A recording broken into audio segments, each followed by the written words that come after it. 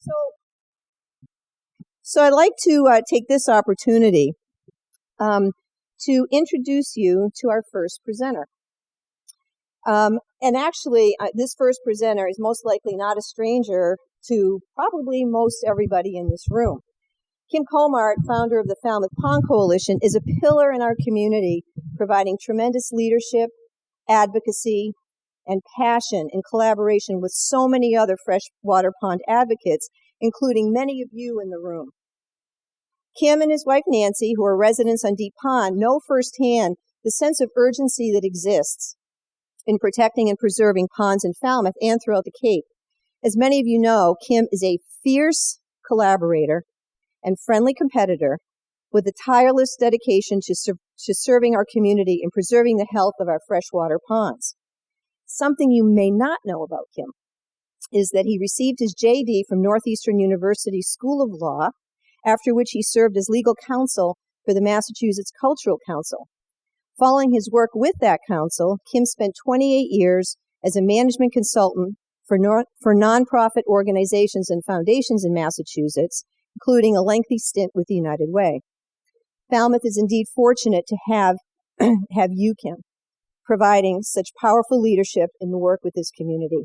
So without further ado, it's my pleasure to introduce Kim Colmart. Thank you. Good evening, and thank you for attending the inaugural Falmouth Pond Coalition Forum. Before I offer some remarks, I'd like to acknowledge and thank the town officials who are here tonight. Doug Brown and Bob Muscali from the Select Board, Scott McGann, Falmouth's Health Agent, Peter McConerty, Director of Falmouth Department of Public Works, Amy Lowell, Falmouth Wastewater Superintendent, Mark Kaspersick, Conservation Land Manager and Marine and Environmental Services Technician, and Steve Rafferty, Chair of the Water Quality Management Committee, along with his colleagues on that committee, Tom Duncan, Ed Jalowich, and Steve Layton. And from, did I miss anybody in Falmouth? Peter McConerty. Oh, Peter Johnson's. Yeah, he's not here anymore. I wish he was. Yeah, Peter Johnson Stab was here, which is great, our assistant town manager. Stephen Gyra, thank you very much for coming. We've also, I believe, is Ron Hurley here from the Sandwich Board of Health? And is Bob Lewis here? Okay, Bob's a staff member for State Representative Steve Exeros. Any other public officials here? Anyway, thank you very much for coming. We're honored.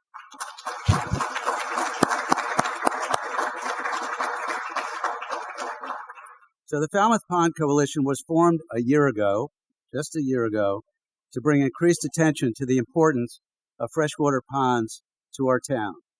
From my experience helping launch the Deep Pond Preservation Project in 2020, and then hearing from people across Falmouth who were facing similar challenges on their ponds, it was clear that freshwater pond preservation was not receiving the requisite attention from pond residents and neighbors themselves, from town government, from the environmental advocates, from the media, from the broader public, from realtors, from the business community.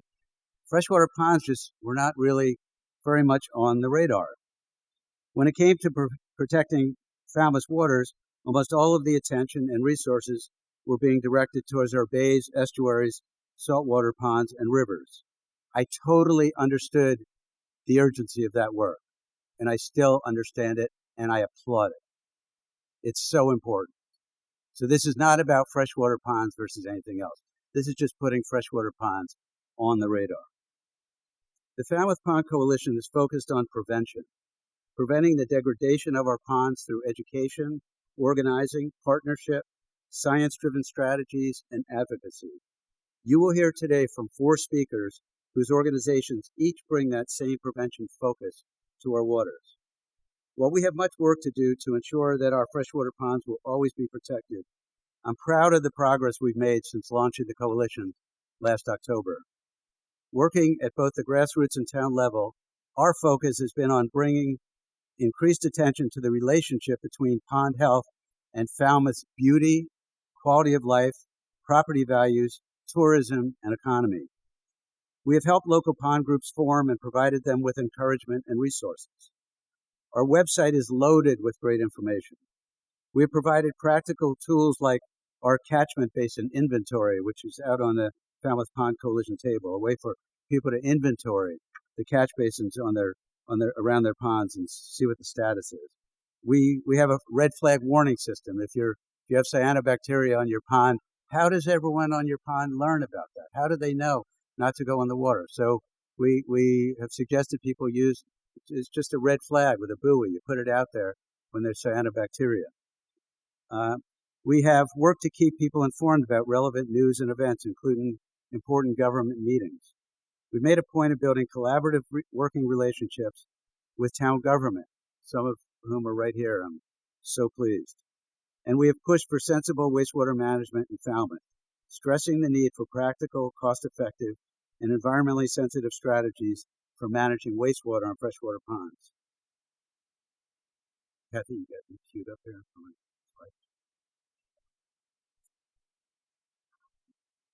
Many of Falmouth's freshwater ponds are showing serious signs of stress and degradation, and virtually all ponds are at risk. I'd like to show you a few slides. So that first one, go back to that first one, because that's my lovely wife in the kayak. And on Deep Pond, that's our house back there. And so that we're just really thrilled with our pond, and we want to keep it that way. The next slide, some of you may have seen this article in the Enterprise on September 7th, where Woodwell climate research scientist Chris Neal, who many of us know and respect, said, I think it's crazy that we've let it get this bad. It's really crazy that we've let our water deteriorate to this point. I agree. So how did we get here? We know that nutrient overload is the primary problem, primarily nitrogen and phosphorus. The vast majority of that, people say between 75 and 80%, is from septic system effluent. Our Title V septic systems. And it's primarily urine. Around 10%, and different ponds are different, but in general about 10% coming from fertilizer, whether organic or inorganic, about 10% from erosion and stormwater runoff, and we're learning, as Chris has noted, more and more about the impacts of erosion on our ponds. And then the other 5% from waterfowl, household pets, etc. And of course, all exacerbated by climate change. There's a photo of Mill Pond in summer 22. Next slide. Here's Cedar Lake. This is a combination of water lilies and a terribly invasive weed called fanwort, which has taken over Cedar Lake. It's a real mess. We've got to do something about it, but we've let it get to this point. So it's a steeper hill to climb to clean that up. There's an aerial photo that we had taken of Cedar Lake recently. You can see the weeds under the surface. That same picture of Mill Pond. There's another close-up of Mill Pond. I was over there in the summer. Spent a lot of time at Smitty, so often an opportunity to go over to Mill Pond. And there's Shallow Pond right in my neighborhood. Keep going. And here's a Shumat Pond. This was 2 weeks ago. 3 weeks ago. A Shumat Pond is bright green. It's a massive pond. It has been closed since September 7th. This is cyanobacteria. It is just horrible. Anyway, so that's enough of our degraded ponds. But you get the picture. Once we let these waters deteriorate, it becomes far less likely that we'll be able to restore them to their prior condition. And of course, the greater level of deterioration, the larger the financial and personnel investment that will be required to restore these ponds.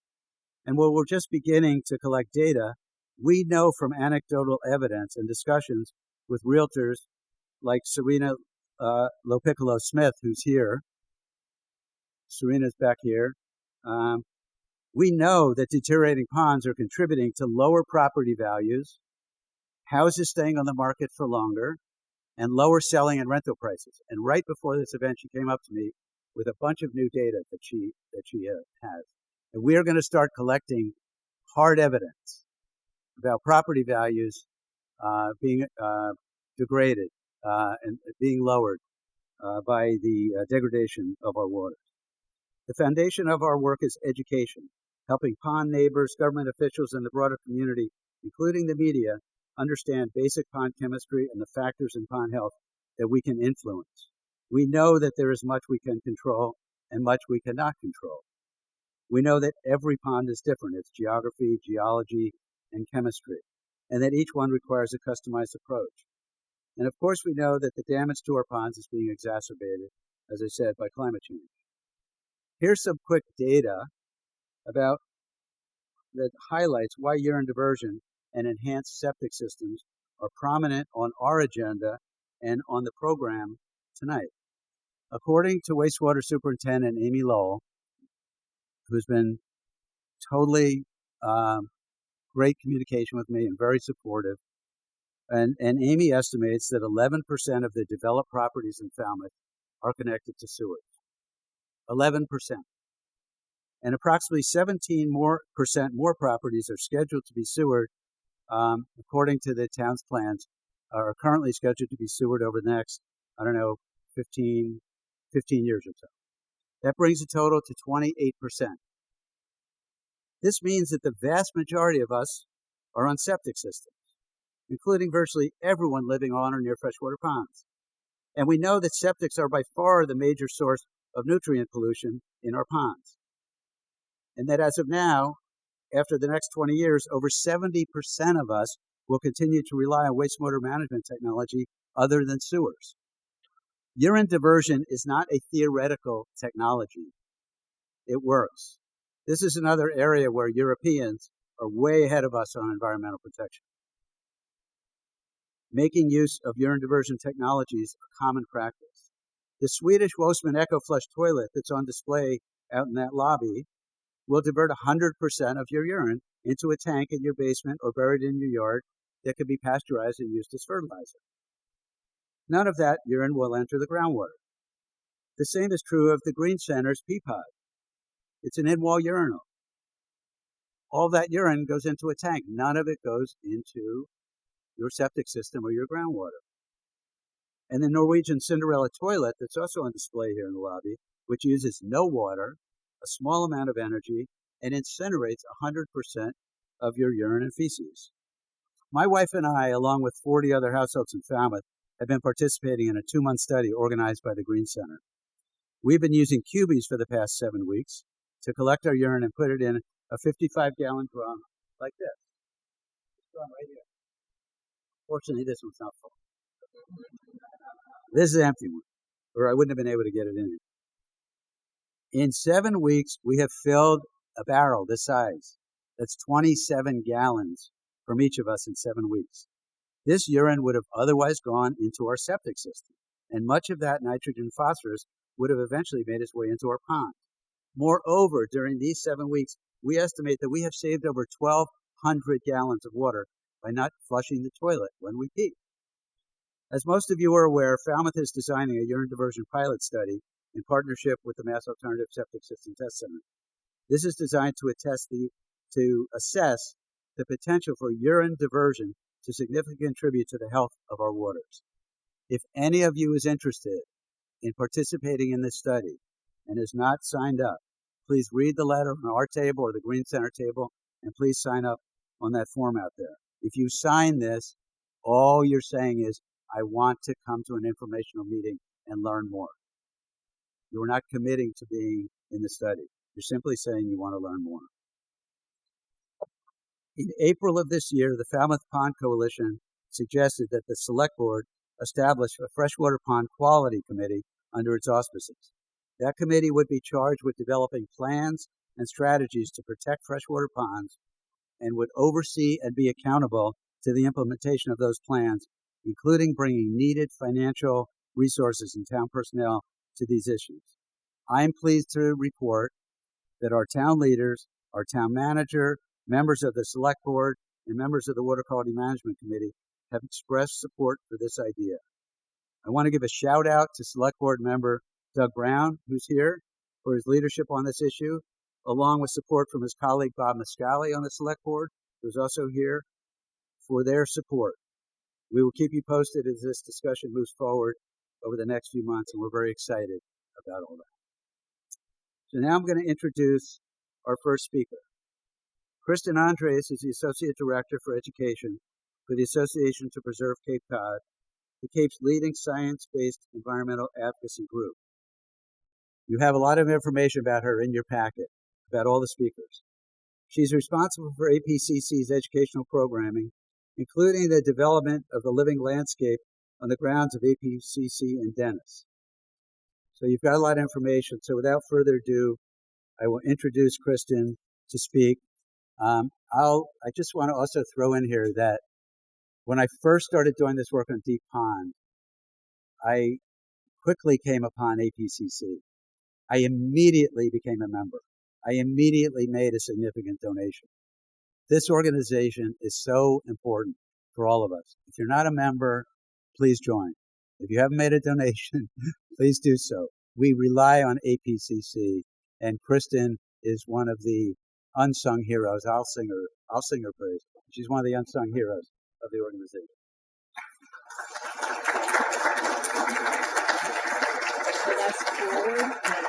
Okay, awesome. Thank you. Thank you so much, Kim. That was very kind of you. And thank you all for being here. This is a really terrific event, and I'm pleased that we're a part of it this evening. How to love your pond. Clearly, we're all here because we do love our ponds, and we know their value to our property values, to our recreational values, our personal enjoyment of nature, to the wildlife, and to the water that's connected to our groundwater. So I'm going to talk more about, here we go. I am going to be speaking more about, in my short time here, about the threats to our ponds.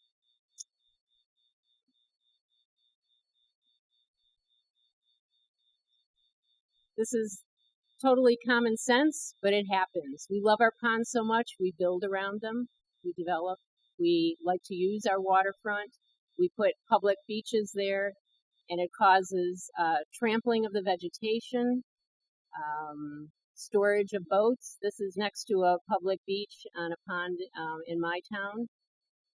That happens to be somebody's private property. Those are not all of his or her boats, but folks who probably maybe use those once a season or not even, but they store all this equipment down there. And in these important transitional areas between our pond waters and the uplands, these are very important for wildlife, turtle nesting sites, that delicate vegetation that grows around our coastal ponds.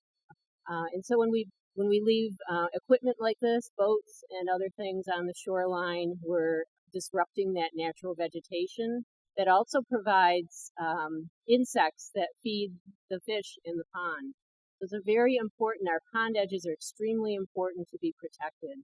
And so trampling from overuse and, again, storage of materials. And some people, having been conservation agent in Chatham for many years, one of the things people like to do illegally is to bring in sand so that they had a bigger sandy beach. That's really a bad ecological thing to do.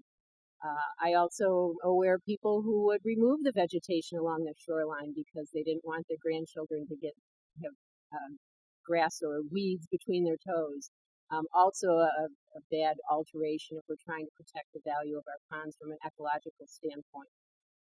So things that we can do to love our ponds better is to live lightly along the delicate shorelines, avoid alterations, avoid those putting of sand, removing of vegetation, building of structures. Some people like to build decks and docks. We need to minimize that kind of alteration along our shorelines. Store the equipment and those toys in the upland, and respect the area as an important habitat for the plants and animals that it is. This is a new one that's come on the scene in recent years. I think it's always been there, but it's just become more evident to a bunch of us. Microplastics. And one of the key things that we've been seeing have been the microplastics that are the result of the deterioration of the styrofoam for swim floats and docks. This also happens along our coastlines. And fortunately or unfortunately, it's that bright turquoise blue, so you can't miss it. But it breaks up into these tiny little pieces. And if you know the little plant there on the right, that's pipewort. That's very small little flowers, like the end of my pinky finger. Those are tiny little pieces of styrofoam, much too small to go and pick up and get rid of. They are in our system. They're going to affect the wildlife that are in the pond, just the way the microplastics do in the ocean. They're impacting our freshwater ponds in the same way. So what to do about that? This is littering our beach. This is one specific thing, but there's something we can do about it. We can encourage people.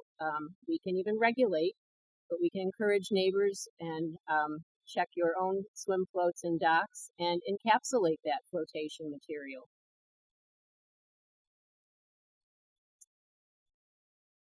Fertilizers and pesticides. Again, an obvious thing.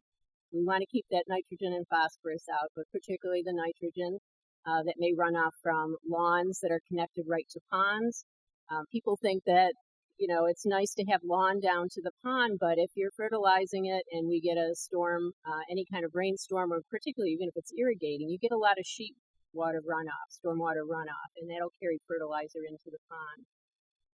Pesticides don't do a pond any good either. And this is a lovely cyanobacteria bloom here. So what to do about that? You should know that a report done by the Cape Cod Commission almost 10 years ago, but nonetheless, 6 million pounds of fertilizers and 1.3 million pounds of pesticides are applied to the land annually. So these are our lawns, not just around the pond, but in our watersheds. You know what the watershed looks like to your pond? It's your neighborhood. So folks who are fertilizing and adding chemicals to their sandy soils to keep a turf lawn going are contributing to this. And we know that it's not just the golf courses that are applying all that material, but over 80% of that is attributed to residential use. We need to love our ponds more. We need to kick those chemicals to the curb. It's time to reduce that here on Cape Cod. Again, I'm speaking as an advocate. We need to change our view of how our landscapes look on Cape Cod. We're a special, unique place with sandy soils, and our landscape should reflect the sensitive environmental nature that is all around us. Aquatic invasive species. Kara is probably going to talk a little bit about that, but this is a huge threat to our ponds. And a lot of it is our own fault in that we bring equipment. We maybe go boating in New Hampshire or New York State or Western Mass and potentially bring these invasive species to our own little ponds here on Cape Cod. Look at that long list of invasives that are here in Massachusetts. And as Kim pointed out, we've got already serious problem in Cedar Lake. So what can we do about this? And Kara's had a whole table full of information about that, so I'm repeating.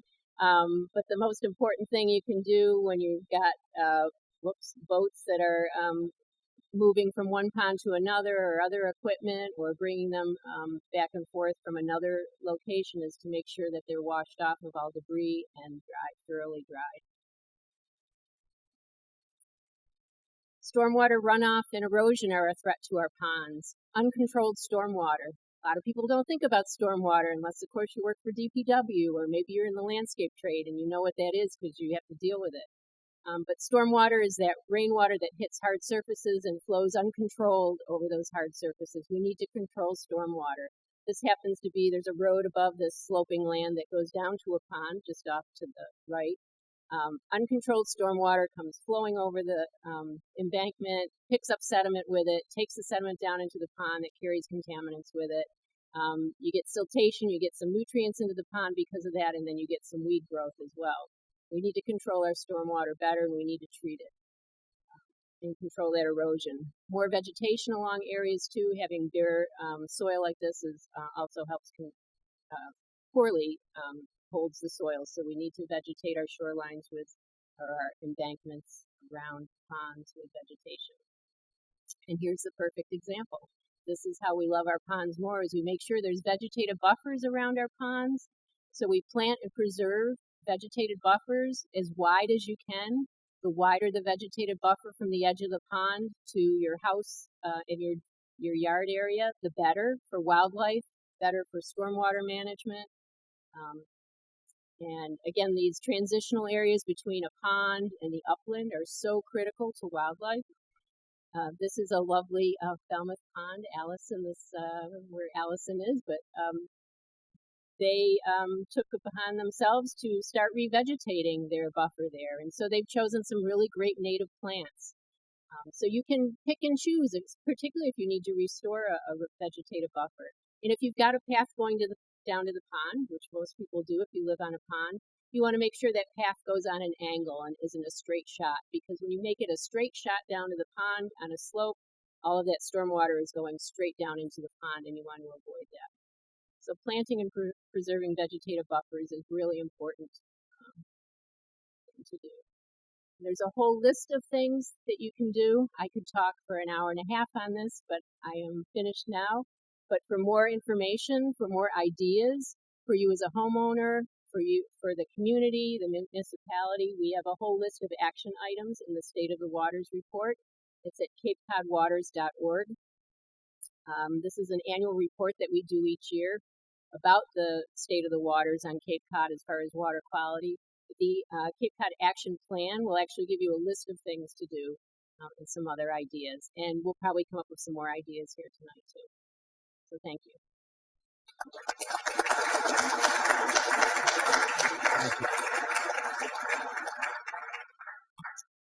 Okay, so our next speaker, Kara Slawski, is a water resources scientist with the Massachusetts Department of Conservation and Recreation Lakes and Ponds program.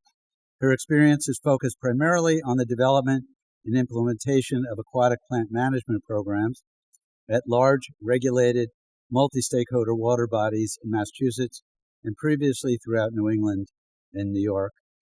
Again, you've got more information about her in your packet.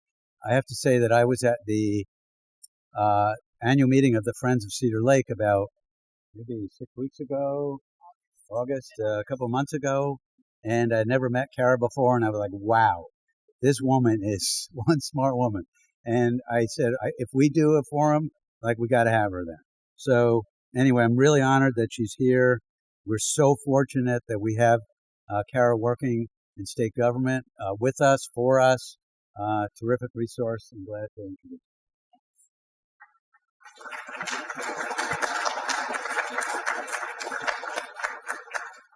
Hi, everybody. I just said to Kristen that I think we probably should have tag teamed our presentation here because I'm going to repeat a few things that she said, but that's okay. I also apologize. I have no fun slides for everybody to look at. I figured 10 minutes is just a quick little purview.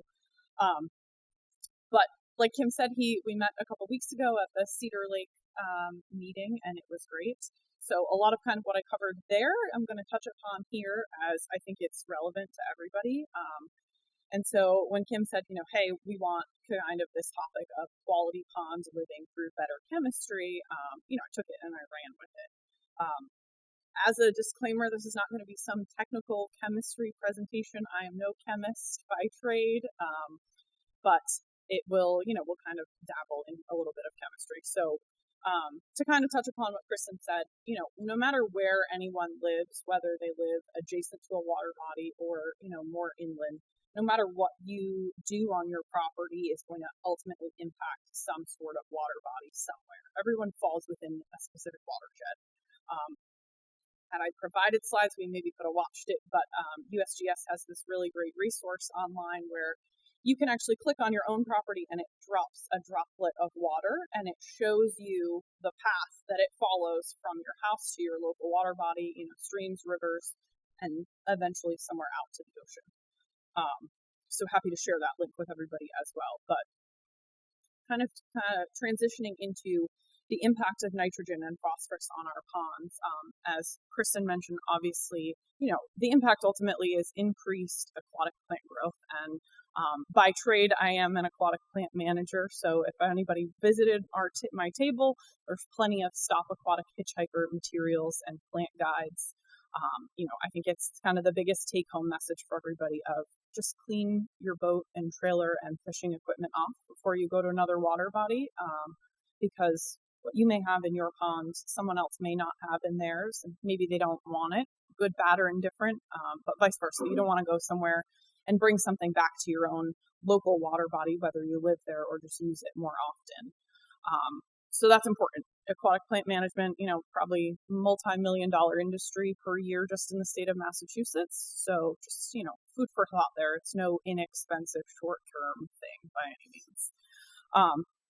So kind of, as everybody knows, a lot of nitrogen and phosphorus obviously comes from septic systems and fertilizers and dog waste that isn't picked up. So, you really need to think about all those things, but it's the smaller pieces too of if you're washing your car in your driveway, that car wash can have some nutrients in it, just like the dish soap that you use and the laundry detergent. So, those things may not seem significant when you think about yourself as one individual person, but when you think about, how many loads of laundry you and your household do, and then your neighbors and your watershed, it increases tenfold pretty quickly. So just those little things, it's like you may not think that you're saving that much in the grand scheme of things, but it's going to help in the long run. So obviously you guys are much more well-versed in septic systems and urine diversion tools. And so I'm not going to dive into that because it is not my forte by any means. Those issues are definitely much more prevalent on the Cape than I think we probably see elsewhere in Massachusetts in terms of nutrient input into a water body. And I think that is because of, the sandy soils and the way that the groundwater flows here compared to other parts of the state. So no matter what, you want to decrease whatever you are putting into your water body. So like Kristen mentioned, stormwater, you don't want your property eroding for, sheer property value reasons, but at the same time, all of that groundwater and sand and sediment and leaf litter is going into your water body as well. But I figured it was very relevant this time of year to remind everybody not to blow their leaves or their grass clippings into the water either, because there's significant nutrients in that as well. And, I totally understand where that antiquated mindset of, out of sight, out of mind, let's toss everything into our local water body. It's no big deal. It's not going to be a problem. Well, now we're all paying the price of, those bad habits that once were accepted. I guess you win some, you lose some, certainly. And so I think for everyone moving forward, you want to do right for those future stewards of our local water bodies. So in terms of kind of nitrogen and phosphorus, as you saw by the great skit in the beginning, a lot of cyanobacteria definitely need some sort of nitrogen and phosphorus balance. Once upon a time, I think it was thought that phosphorus was the only nutrient that algae and aquatic plants needed, and certainly cyanobacteria has proved us all wrong in that sense. So I guess kind of for everyone's insight, I was talking to someone earlier and, talking about how this time of year is when you see a lot of cyanobacteria blooms prevalent, whether you see it on the news or if you're on the State Department of Public Health's cyanobacteria list that they update every week. But kind of what happens is during the summer, the top of the water in any water body obviously is warmer than the bottom, and a thermocline develops. So for those non-scientists in here, it's basically just where your water temperature really kind of drops off pretty significantly. And then the bottom stays pretty cold and typically has low oxygen conditions. So under low oxygen conditions, any phosphorus that's bound to the iron in the sediment is unbound, becomes free and available in that cold, low oxygen water that's staying in the bottom of your pond. This time of year, fall turnover happens, so all of the water is becoming a more uniform temperature, and all that phosphorus from the bottom of your pond is now mixing into the top. So if there's any algae hanging out in there, just minor amounts, you may not see it or know it's there, good algae or bad algae, they now have this significant, potentially, amount of phosphorus available to them to eat and fuel themselves, and thus your cyanobacteria bloom happening later in the season. That's not to say it can't happen during the summer, because I think, as everybody saw by a lot of those photos, they can happen any time of the year under the right conditions. But typically when you see that prevalence in the fall, that's exactly because of that turnover.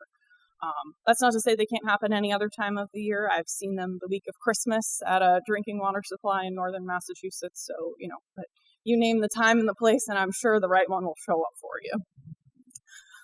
So kind of what can everybody do to help? I think as Kristen mentioned, she really kind of nailed it home with all of her how to love your pond. But to reiterate a little bit, in my mind, I don't think there's any need for fertilizer in anybody's yard. And, I live on a local water body myself, not on Cape Cod, but central Massachusetts. And, if you're irrigating with your pond water, even, from like a little pump or what have you, or even just your well water, you'll have enough nutrients coming out of that to supply your lawn and your plants, and they should be fine. If not, maybe consider some more hardy plants, more drought-tolerant natives. That's something to consider too. That vegetated buffer is probably the best one that I have ever seen in a photo. But really, even if you just leave a couple feet of unmowed area at the end of your lawn, if you still passionately feel the need to have a bunch of beautiful untouched grass in your yard, that couple feet of unmowed area, and you can mow yourself a path. I'm not saying you need to fight your way down to the shoreline, but just anything to catch those extra nutrients as any groundwater is really coming down across your lawn is better than just plain old mowing it all the way down. You could also create a rain garden. So that picture that Kristen showed of the tree roots kind of coming down, that would be almost an ideal scenario that up at the street level, create some sort of catch basin that, not any sort of true stormwater system where, you have it piped somewhere, but catch, just kind of a little bit of a ditch almost, but a rain garden in the sense that the water can catch there and then infiltrate into the groundwater that way, so that any plants that are growing in that rain garden are able to utilize those nutrients before they're really kind of flushing into your local water body. I hate to remind everybody, but please pick up your dog waste. That's a big one that goes a long way. I have a dog, and I know that, if you leave it on your lawn a little too long, your grass around it begins to grow much better. So, hey, it's just the truth, I totally understand, but, nobody also wants to step in it either. So it's just something to do, whether they're going to the bathroom in your yard or you're taking them for a walk and they're going to the bathroom on the side of the street. You should pick it up, put it in the trash. Just be done with it. Then nobody's stepping in it. It's not a mess for anybody. Again, I can't speak on, septic systems and best practices here on the Cape, but, from a state perspective, obviously DEP has its guidelines of if you have a septic system, have it pumped at least once every 3 years. That's not going to magically mitigate all of your nutrients that are then, still entering your groundwater by any means, but there's no reason that you also can't do it sooner than every 3 years. Once a year, once every other year. I get it. It's a financial expense, but I think all of us also know what the financial expense of a true failed septic system is. So, that's just a general good practice on that front as well. And how can you all become more involved and contribute your skills? Well, one, you're here, you want to be involved. Nobody forced you to come here tonight, and I think that that's great, because the more that each of us that's presenting or has a table here tonight can share our little snippets of information with each of you, then the better we all are. If one person takes my Stop Aquatic Hitchhikers paraphernalia out there and does something about it and is more likely to check their boat for plants or any sort of material from one water body to the next, then, I have come here and succeeded and done my job because we've prevented that one new introduction. So, a little bit goes a long way for sure. If you're not active in your local lake or pond group already, aside from this organization, specific to your own water body, then that's one way you can certainly help. And say you're not a plant nerd or care about water quality by any means, you just want to go out there and swim or paddle, the least you could do is say, hey, I noticed this new plant growing, or hey, I saw this green scum on the shoreline, and tell someone that is more likely to care and be involved and follow those next steps. And I get it. Not every role in, a lake association group is for everybody. I can't make somebody want to play with aquatic plants like I do, trust me. The other thing is, if you do find yourself interested in those things, then, aquatic plants, have at it. We have plenty of materials to educate people and teach just basic plant identification so that if you do see something weird, you can be like, oh, I think it's this. And then, email myself or APCC or whomever that may have the answer for you. Just so that when you see something different, even if ends up being a native plant, you are aware of it so that you're kind of on that proactive piece. Because a lot of times when you find that you have an invasive plant in your ponds, saw that extensive list, sometimes it's too far gone. You can still manage it, but it's going to cost you significantly more than at the beginning. And then last but not least, most important, funding. Whatever you can do financially to help your local group or state agency or whatever, the better. But that's all.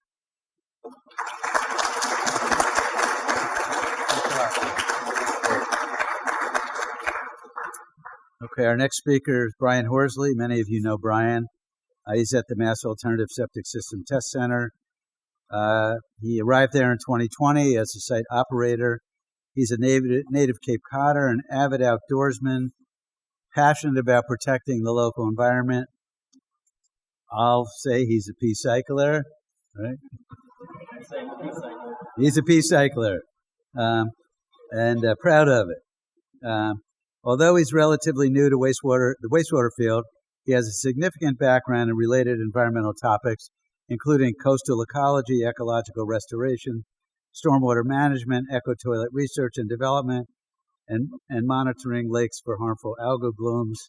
I'm so thrilled that Brian is here. I'm so thrilled that we have the Mass Alternative Septic System Test Center a stone's throw from here.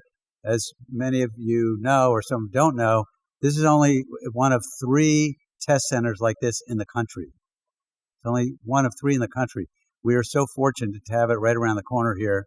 And the work that Brian is doing with his team out there is really important. And please introduce him. All right. I'd like to point this right at the, yeah. Okay. All right, thanks everybody.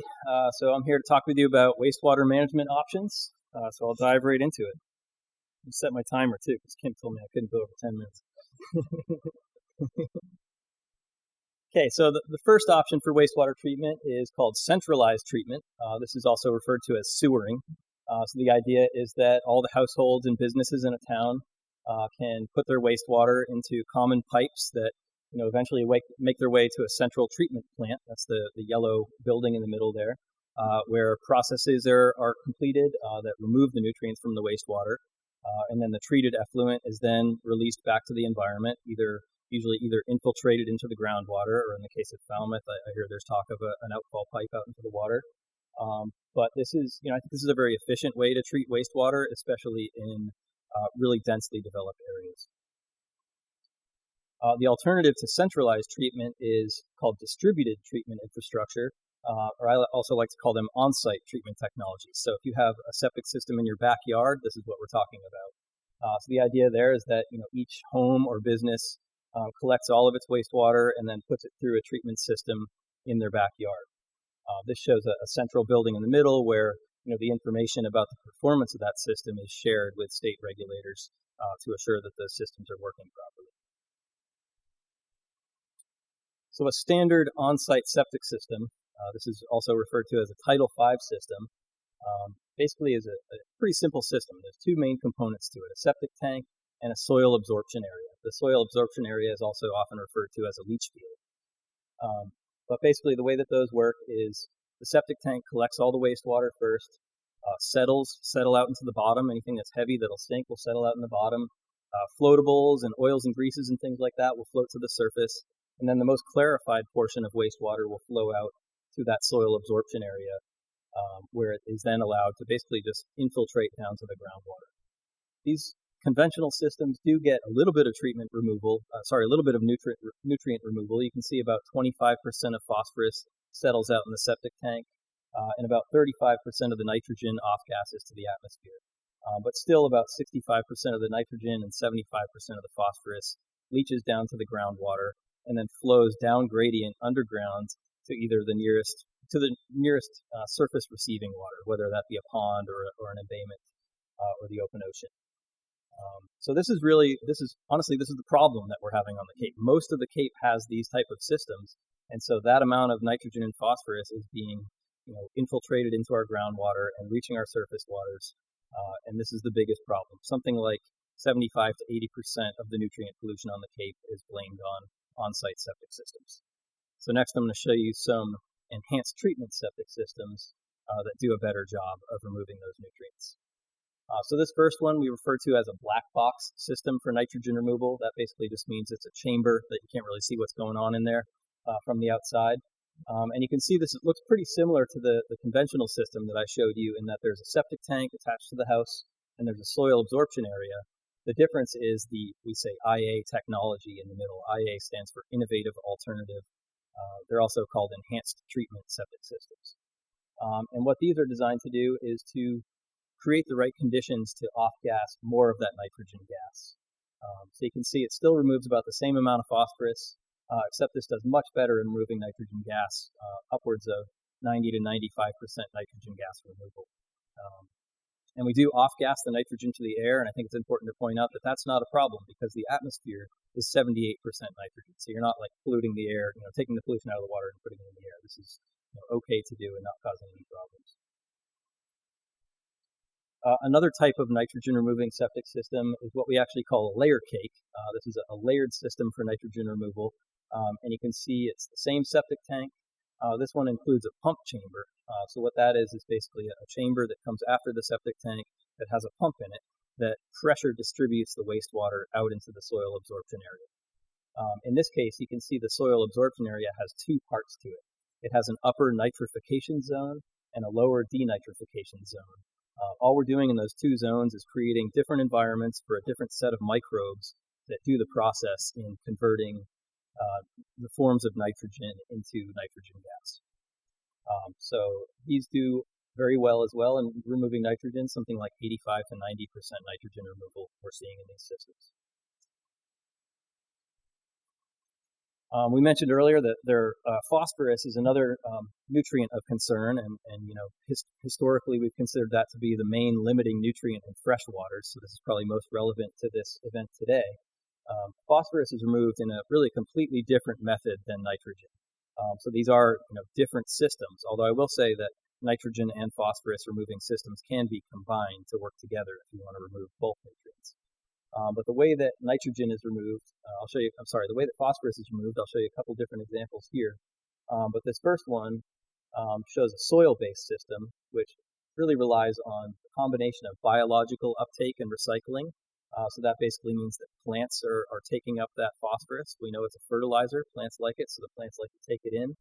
Microbes do quite a bit of work on that as well. And then also, you do get some phosphorus adsorption as it absorbs into the ground.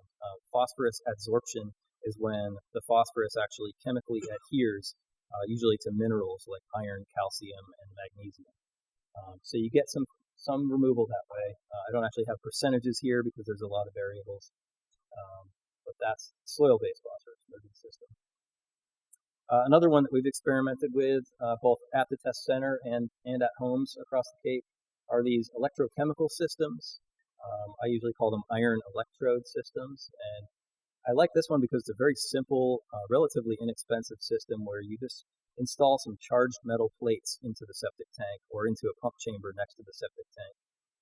And what those metal plates do is release positively charged mineral ions into the wastewater that then the phosphorus binds with and then settles out in the bottom of the tank. So basically it's the same thing as an alum treatment in a pond, if you've heard of that. The phosphorus binds with that metal and then settles out as a solid in the bottom of the tank. You can also get some settling out in the leach field too. It depends how the system is configured. And then a third type of phosphorus removing system is what we call a chemical addition system. And this is one that we're just learning about, really. We haven't actually even started testing this yet, but there's this idea that rather than using an iron plate to distribute the positively charged ions throughout the system, we can add a chemical into the system. So basically add a high mineral chemical into the system that will then bind with the phosphorus. So same kind of idea.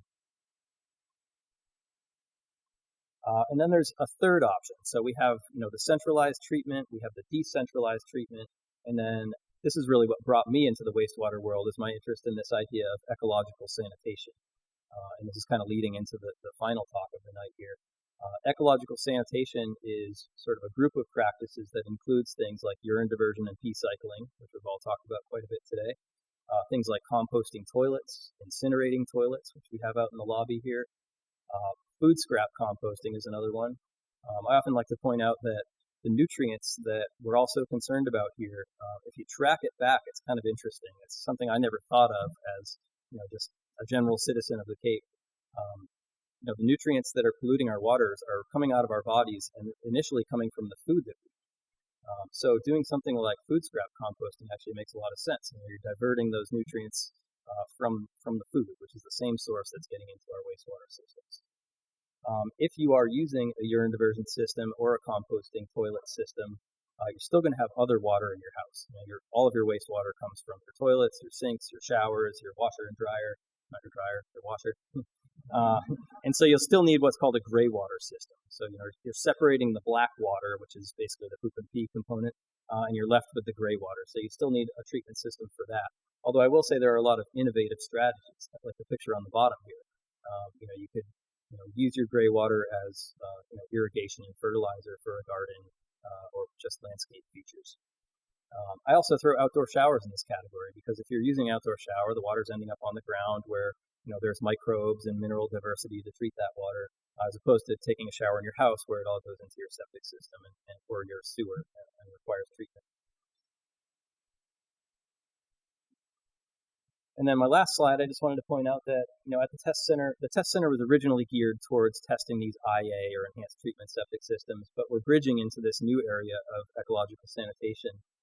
And so working with the town of Falmouth, many folks that are here today have been involved in this project, initiated by the Green Center and the Falmouth Pond Coalition. We are working on developing this pilot project to look at how effective urine diversion could be on a watershed scale. We know urine is very high in nutrients. We know it's the majority of the nutrients that are going into our wastewater. So we're looking to test this idea. And we at the test center are planning to provide the scientific support on that. So, and I'm out of time. So we'll actually be going around, measuring how much urine's diverted and sampling those systems, testing for nitrogen and phosphorus, and providing that data to the town so that they can figure out, could this be a good watershed scale strategy. That's all I got. That's great. Thank you so much. Finally, Abe Noe Hayes is the co-founder and research co-director at the Rich Earth Institute in Vermont. He's operated Full Circle Compost Consulting since 2001, providing complete design, manufacture, and maintenance services to individuals and institutions with dry toilet systems. And he's also the Chief Technology Officer of a Rich Earth spinoff called Brightwater Tools. I want to thank the folks from Rich Earth. Abe's here with two of his colleagues, Arthur and Julia. They drove down this morning from Vermont. They had a great meeting in Mashpee with some folks from Sandwich and Mashpee. And I really appreciate that they've come down here. I'm really honored to have them speaking today. So, Abe, it's all yours.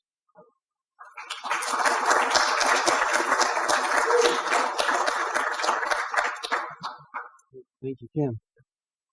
Do I have a laser on this? Good, great. And I am setting my clock as well so that I keep track of things. Usually talk for a lot more than 10 minutes. Arthur and Julia and I are so happy to be here today, meeting so many people who are excited about urine diversion and exploring its potential in your towns. So I want to start out just by pointing out what may be the obvious. Wastewater is over 99% water. Mostly it's tap water with only a little bit of human waste mixed in there, about 1% by volume. But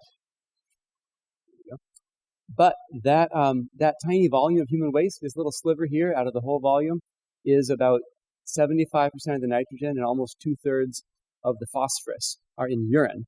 There's a bit more in feces, and then this small remainder is in gray water. So if we can separate urine out from wastewater and use it beneficially, we're treating 75% of the urine problem, fair amount of the phosphorus problem as well.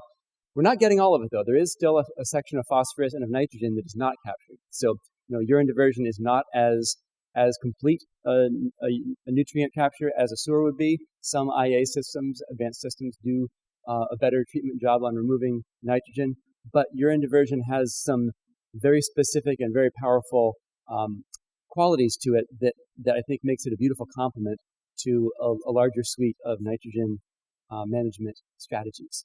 So let's get into those. What we do at Rich Earth Institute in Brattleboro is manage the country's first and largest community-scale urine reclamation program, urine recycling program. People have options. So we have a collection stage where we collect the urine from people, transport, treatment, and then final application of the fertilizer. On the collection side, they have options. There's this urine collection device we make, the QB in the funnel, so-called, that is easy to just put in your bathroom, start using. You can take it with your car to our depot or transfer it into a barrel that we come with our truck and pump out. Or you can have a permanently installed fixture that is plumbed to a tank that we also come and pump out. Options. A wastewater hauler can do the pumping. We actually do the pumping ourselves. We bring it to our research center, we pasteurize it, and bring it to farms. These just show some different options for how that configuration could be done in different settings. This is a little quick view of that urine collection device. It is, as you can see out there, a funnel that's adapted the plumbing fittings to a tank.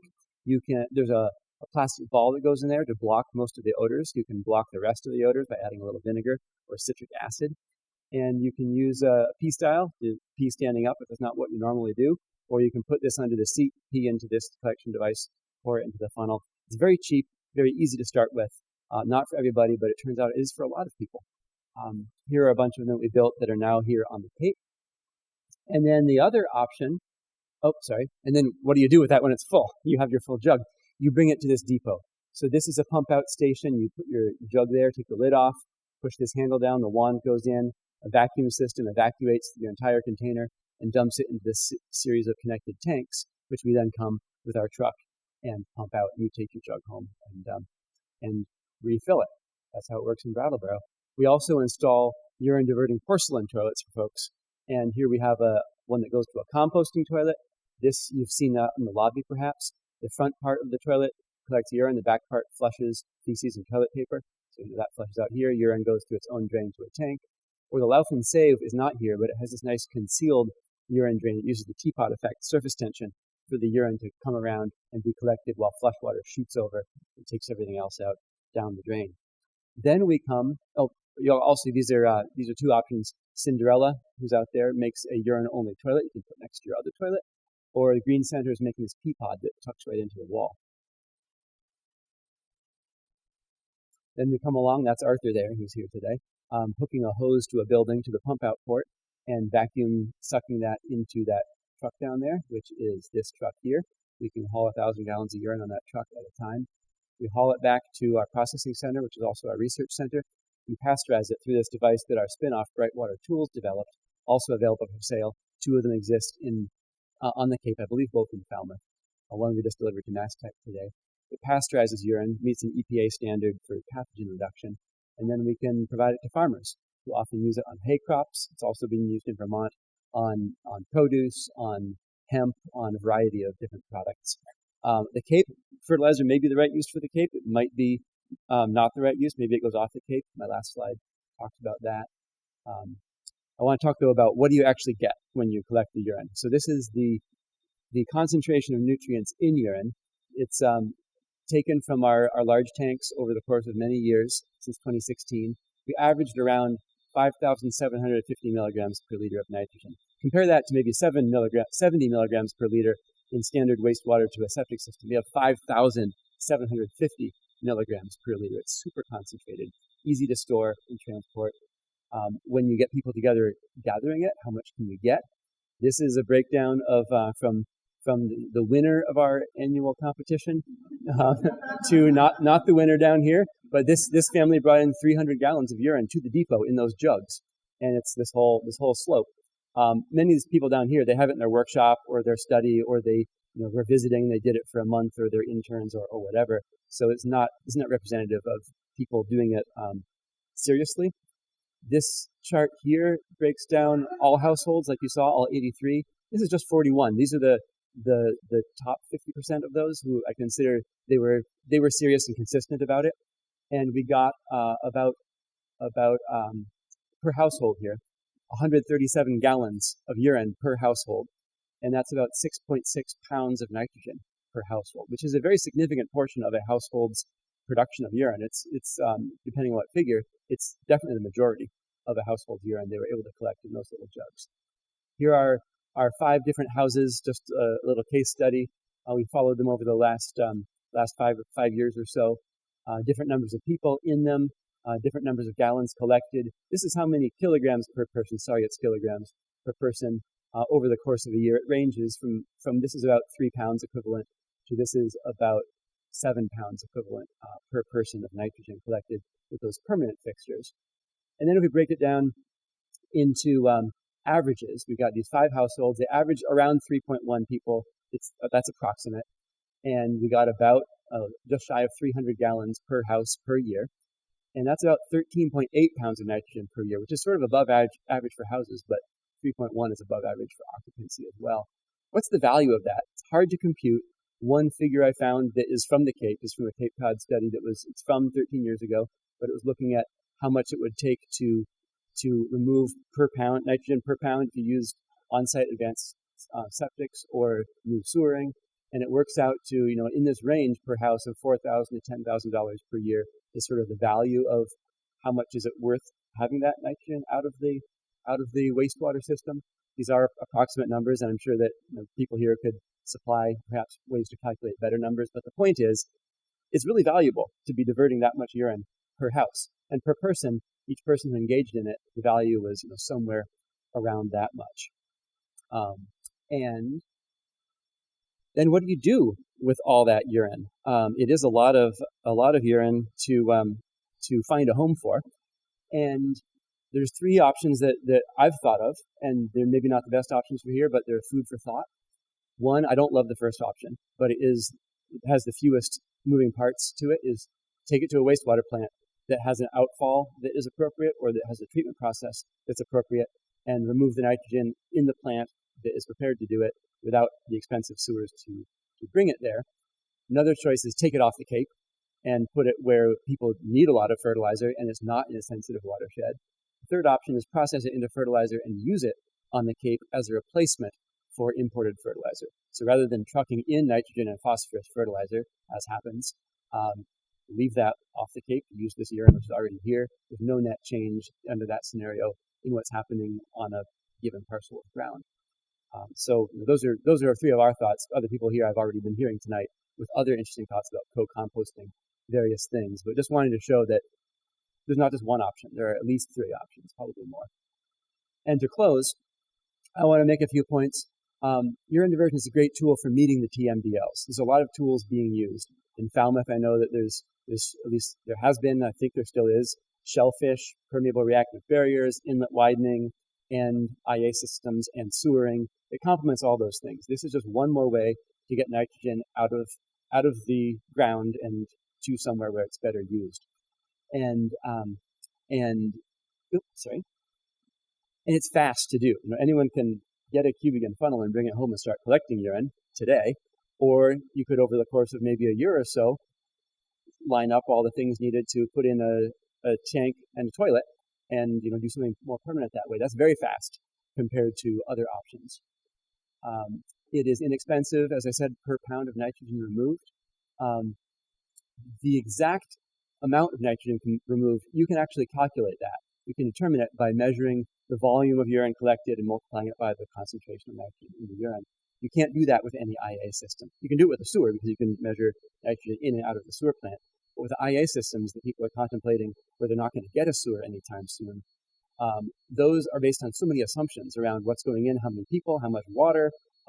It's just a whole mess of assumptions, and it's hard to really. People at MassTech do a great job of quantifying that, but it's all very hard to do and hard to pin down per house, per individual house. Here we can actually measure how much we got out. So if in a town, if in Falmouth, you're trying to reduce your load by a certain amount, by a certain number of thousands of pounds per nitrogen, if you have 100 houses collecting urine and you have however many thousands of gallons of urine that is, you can measure and say, well, that was this many thousand pounds of nitrogen. Period. For sure, we reduced from our load. So our hope for this, that what we can provide to you is some of our experience to help you use urine diversion to meet your TMDL limits, perhaps with fewer sewer connections and fewer IA systems and less total cost. Now, we're not saying that urine diversion is the only solution and that it's like the thing everyone should do. It's not for everyone, but I think it's for a lot of people. And everyone who does it can contribute to reducing the load. And we're here today, and we're here in the future to provide whatever support we can to help implement something here that does some of the same techniques we've used up there, and help you develop new ones that are more appropriate for.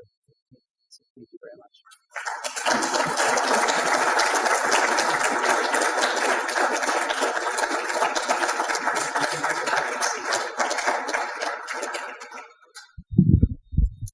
Okay, well, thank you. Fabulous presentations. And at this point, we're going to shift gears and invite you to make a choice about which roundtable discussion you'd like to be part of. So here are the topics. In just a minute, I'm going to ask you to vote by a show of hands who's interested in going to which roundtable. You could all say, well, I'm interested in all of them, of course.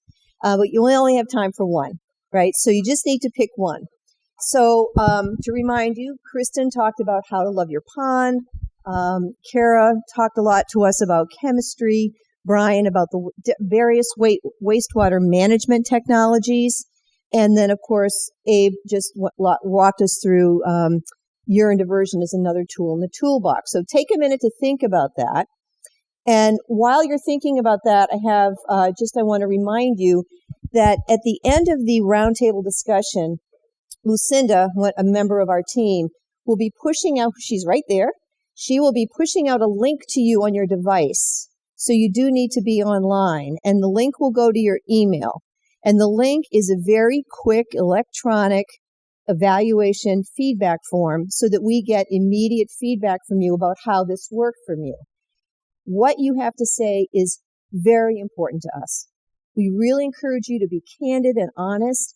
We hope to plan more events like this, and so the information from you in terms of your feedback will be invaluable in doing that. So please make sure you're online and check your email, and we'll remind you when that link gets pushed through. All right. Secondly, I just want to review with you the guidelines for our roundtable discussion. They're pretty simple. First of all, as I mentioned earlier, on the note-taking template that you have, if you've been jotting things down, or maybe you've been just kind of keeping track of them in your head, but it's an opportunity for you to ask questions that you have of the presenters. Secondly, it's an opportunity for you, as Abe just invited, to share ideas and strategies that you have. And I know a lot of people in this room have a lot of ideas and strategies so that you can deepen your knowledge and learn with and from one another. Few basic kind of ground rules, if you will. Please share airtime. This is going to be a 30-minute or just a little shy of that time frame. So please be mindful of not dominating the conversation. And one little way, a little mantra to think about is after you've asked a question or made a comment, just kind of think 3 before me. Let at least 3 other people talk before you ask a follow-up question. All right? Just a simple little idea. And of course, respect all points of view. Does that make sense? All right? All right, so going back, I'm going to ask by show of hands, and then we're going to organize sort of on the fly right now how these tables are going to get configured. So for those of you who would like to learn more about how to love your pond, raise your hand. Okay, how to love your pond. Lucinda, that's going to be right there at that table. And Kristen, that's going to be where you're going to hang out. And Diane, you're going to be the facilitator of that table. All right, how many people are interested in quality pond living through better chemistry? Okay, so let's going to have that table right here. I can't remember who the facilitator is, but I will. Oh, Laura. Laura is the facilitator of that table. So that'll be Laura. But hang on before you move. Wastewater management technologies. How many is interested in that? Okay, great. We're going to configure that group. Both this table and this table are going to be the wastewater management group with Brian. So hang on one more minute. And how many people are interested in urine diversion? Okay. We're going to have a couple tables.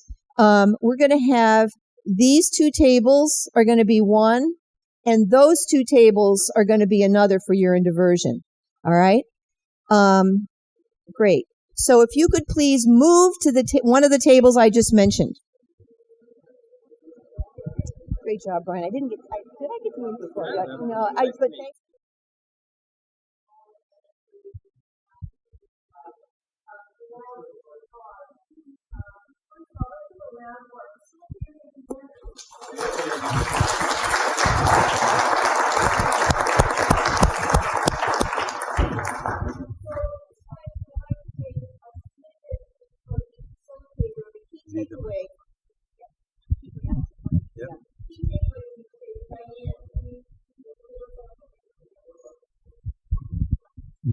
Aside from the wonderful cookies from Laura Lubin, which our table appreciates, we do have just a few quick takeaways. One is we talked about avoiding alteration to the shoreline. We talked about monitoring and addressing stormwater runoff into our ponds and doing that through working through our associations. And also we talked about cutting back knotweed and managing invasives. And the most important thing we feel is that we need to do what Kristen tells us to do. So we feel that she's a great resource. Thank you.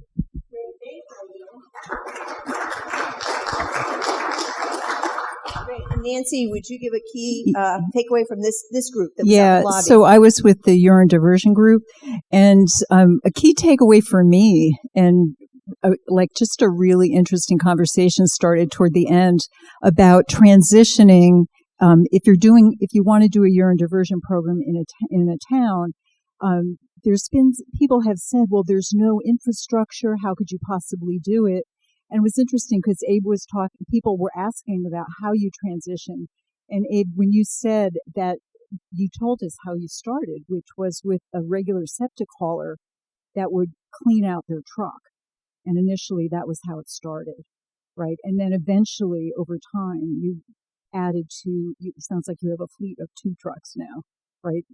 So that you can go and collect it. So it was just interesting for us to think about how we might actually start and how you could start slow and sort of build up an infrastructure. So I just like that idea. Thanks, Nancy. Okay, Bob. This is following up on what Brian firstly shared with you. And we found, I think, that comparing all of the different systems and options that appear on the horizon made it difficult for us to understand where we will travel and how quickly we will get to that horizon and what we will find when we get there. The way forward still seems uncertain. People have different worries about new problems that may be popping up. Compounds that are of environmental concern, like PFAS, in our urine that we might not even have thought of when we started to put together a program.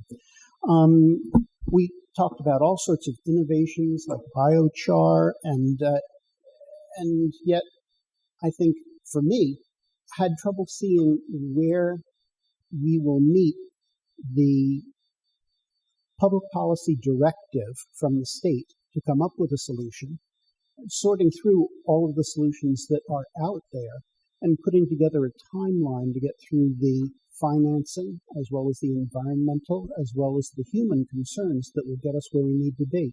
Probably it will not be one size fits all. Sewering, as has been said tonight, will have its place. Innovative systems of some type will have their place. Urine diversion will have its place. But how the way forward goes in the next few years seems to me to be still difficult to follow. Chris. Another urine diversion table. Chris, thanks so much, Bob. Yes, hi. Our topic on urine diversion. The big question that started conversation was how am I going to convince people around my pond to do urine diversion?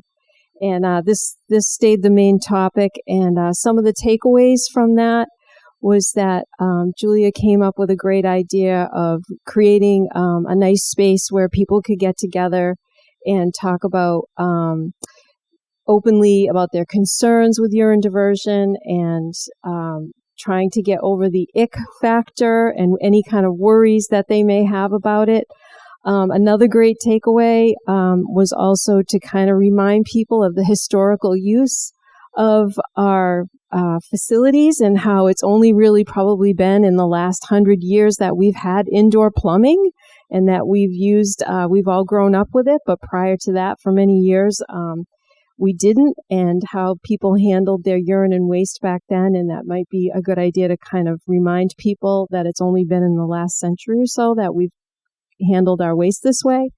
And lastly, I thought a great takeaway to kind of get people involved with urine diversion is that this is something that can be implemented immediately versus waiting for city sewering to take care of the problem for you. And of course, you're not only saving time, but saving hopefully money too. So that was some really good takeaways I thought we had on that. Sure.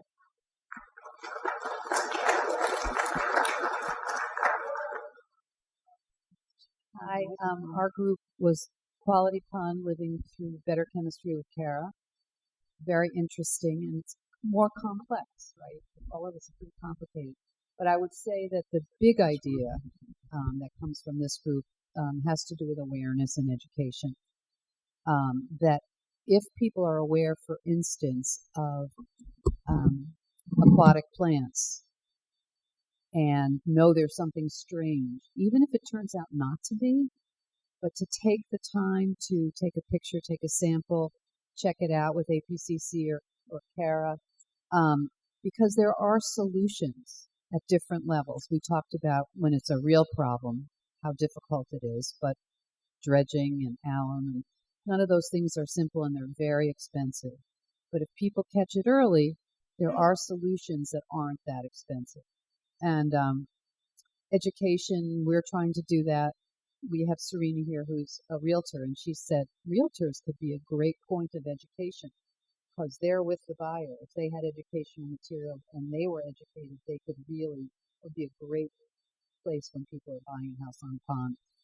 We talked about also, Chris was asking about how do you know what, if your pond is pretty clear, but we know about the sediment issue and the phosphorus when the oxygen's low coming to the surface. How do you know where in that, how bad your pond is or what, how serious it is? And so we talked about ways to do that. Not easy, but there are ways to approach that. But I think, again, the bottom line is education and awareness. And one last round of applause. This woman spent all weekend baking cookies for you.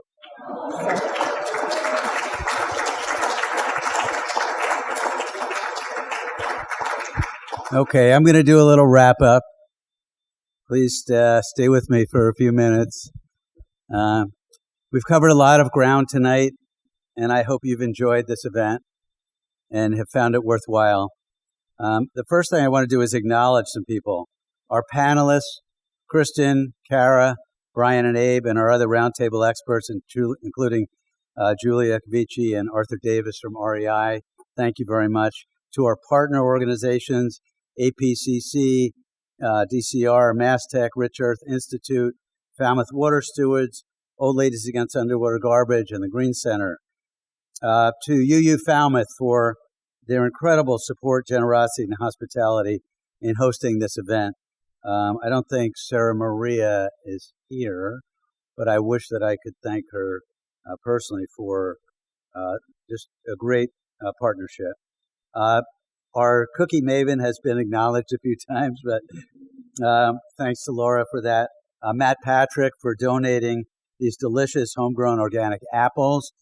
Please take some on your way out if you haven't had any. and the Green Center for setting up these beautiful bathrooms outside. I hope some of you have experienced them.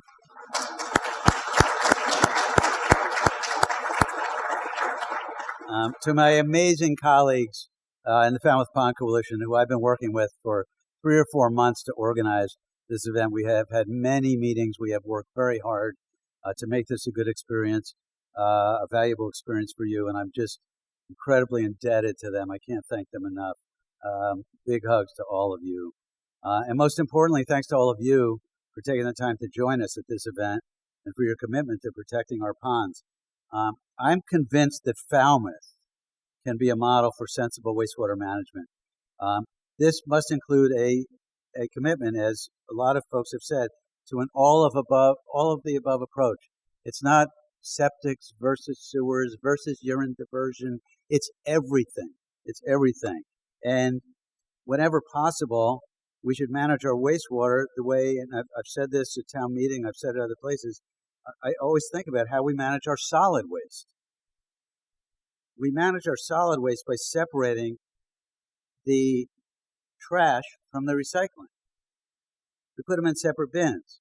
So why not, with our human waste, separate the black water from the gray water before dumping this toxic concoction into our septic systems and sewers, and then having to spend huge amounts of money and burning massive amounts of fossil fuels to separate them. We're putting them together, and then we have to separate them. This morning, we put our blue bin and our garbage in separate bins. We're all doing that automatically, but we're not doing it with our human waste. So it's just something to think about. It's not rocket science. We're going to continue to press the town to adopt criteria that the entire community agrees on when decisions are being made about the most appropriate wastewater technology for a home, a neighborhood, a condominium, or apartment development, new construction.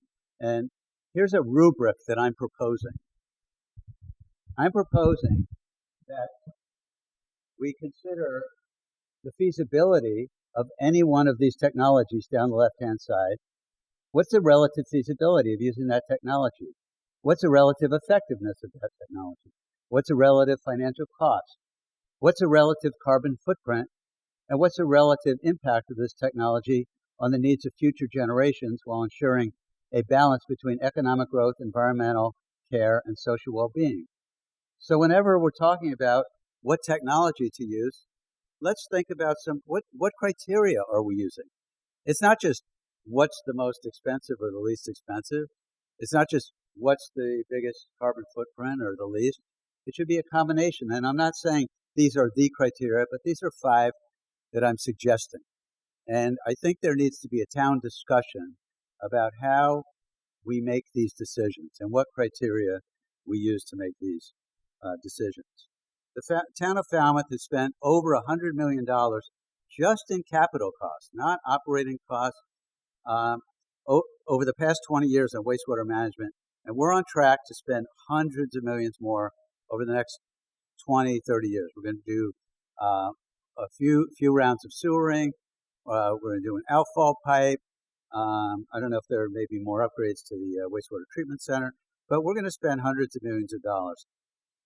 In mid-November, town meeting members are going to be asked to approve the first installment of what will be around a $50 million expenditure for the next 3 years to design, permit, and sewer approximately 800 homes in Falmouth. That may be the right technology for that neighborhood that we have now. It might be, at this moment in time, the right technology. And I am not going to stand up at town meeting and oppose it, although I'm hoping that over the next few years we can reduce the amount of sewering. We think at Falmouth Pond Coalition that a combination of urine diversion and improved and affordable septic system technology that Brian was talking about tonight will eventually reduce the need for sewering that is being planned for the town of Falmouth. This spring, I offered different budget scenarios to town officials for dramatically reducing the amount of nitrogen and phosphorus going into our waters by investing that same amount of money into urine diversion instead of sewers. It was just like, if we took the $50 million and spent it differently, how might we spend it differently? So Here's $52 million. For $52 million, the town could purchase the toilets, pay for the installation of the toilets, pay for the tank, pay for the installation of the tank, pay for the connection. For 4,000 homes, which would each get 2 toilets. So we're talking about 8,000 Wostman Echo Flush toilets that would, in total, cost $52 million. Imagine if you chose 4,000 homes in nitrogen-sensitive areas in this town, 4,000 homes in nitrogen-sensitive areas, and you spent $52 million. I don't know the calculation, but I know that this will reduce, it will take a massive, massive amount of nitrogen and phosphorus, divert it from our waters. Here's another option. And you could combine these two. Here's the Cinderella that's right out here.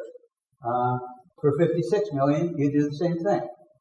You could purchase 8,000 Cinderella toilets. The town could pay the whole thing, pay for the tax, the shipping, the purchase, the tax, the installation, everything. And that would cost $56 million.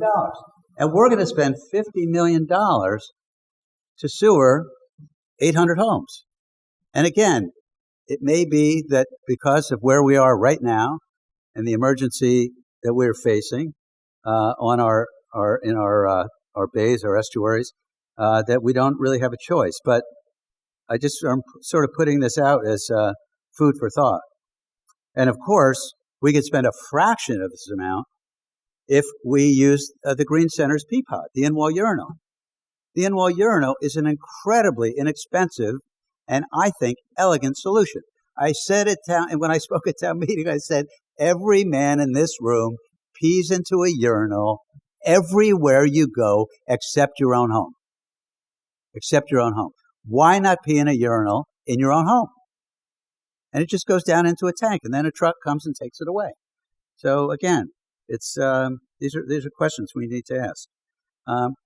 I have said before, and I know I've said this to Amy Lowe here, that I am hoping that our work increasingly stimulates what I'm calling a virtuous cycle of people using urine diversion fixtures.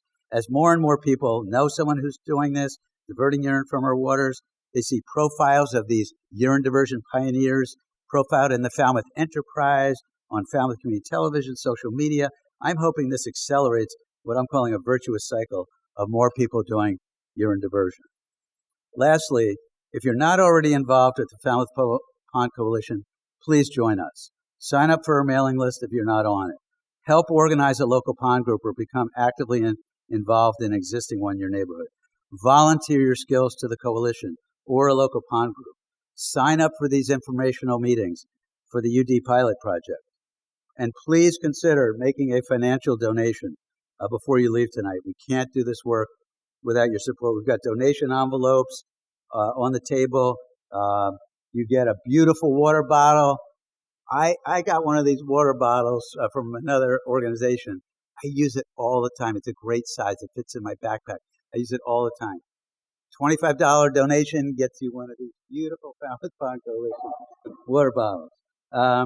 And you can also donate via Venmo. If you have Venmo, just go to Falmouth Pond Coalition, and you can donate via Venmo. And if you didn't do so earlier, please, before you leave, take some time to peruse the educational fair out here. Our folks are going to stick around. And then finally, I think the evaluation went out. You have an evaluation. We're a continuous quality improvement organization. We always want to do better. So please complete the evaluation. Do it right now. Do it when you get home. Do it tomorrow. Please do it. We really value that. We're going to conduct more educational events, and your feedback will be extremely valuable. So good night, and thank you very much.